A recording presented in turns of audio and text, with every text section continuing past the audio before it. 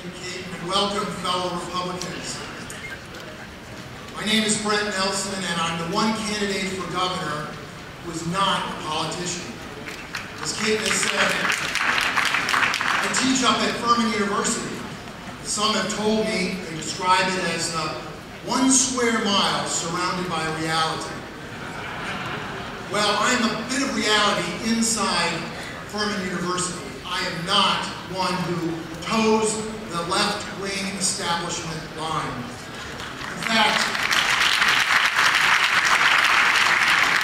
as many of you know, I was born to an immigrant father who worked in the shipyards during the Depression, served in the Pacific, went to college on the GI Bill, and eventually he became a Baptist preacher and married a school teacher. We lived in a poor rural community where my father pastored a church. We had little money, but we weren't poor. We had little money, but my sister and I lacked nothing. My parents loved God, loved their children, and loved the needy people in their community. Faith, family, and community. These are the original conservative values, and my parents taught them well. I believe these values still matter in South Carolina, but I also believe that they are under pressure. For over a decade, our state has been going through a dramatic economic transformation. Jobs in traditional industries have disappeared. Plant closings like economic tsunamis have hit many of our rural counties. Since 2001, the state's unemployment rate has remained stubbornly above the national average.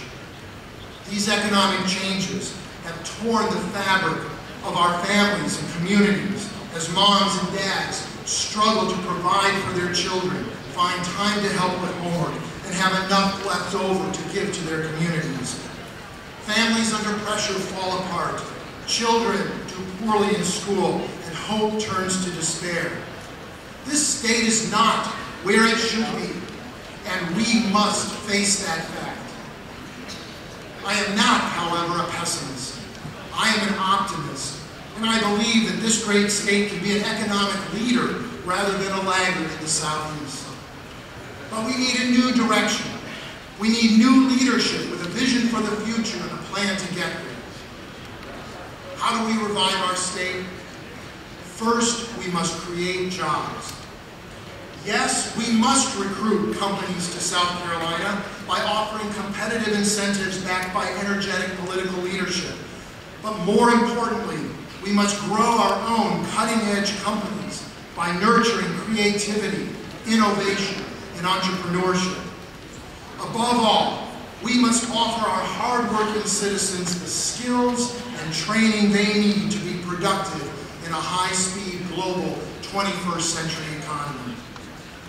Thus, our most important investment as a state is in the minds of our children, our college students, and our ambitious workers in mid-career. That is why education is another top priority. We must offer educational choices to our parents for their children. We must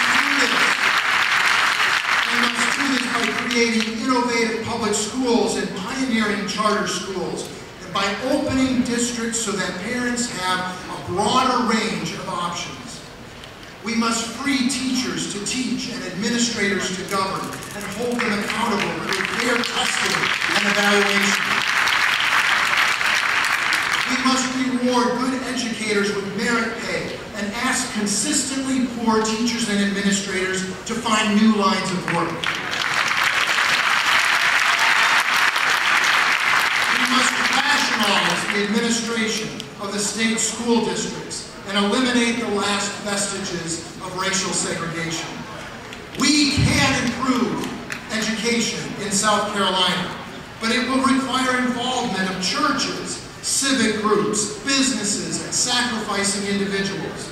In short, whole communities committed to preparing students for the knowledge economy. This state cannot afford, in every sense of that term, to lose this generation of young people. We must rise to the challenge. Folks, our party faces difficult times nationally.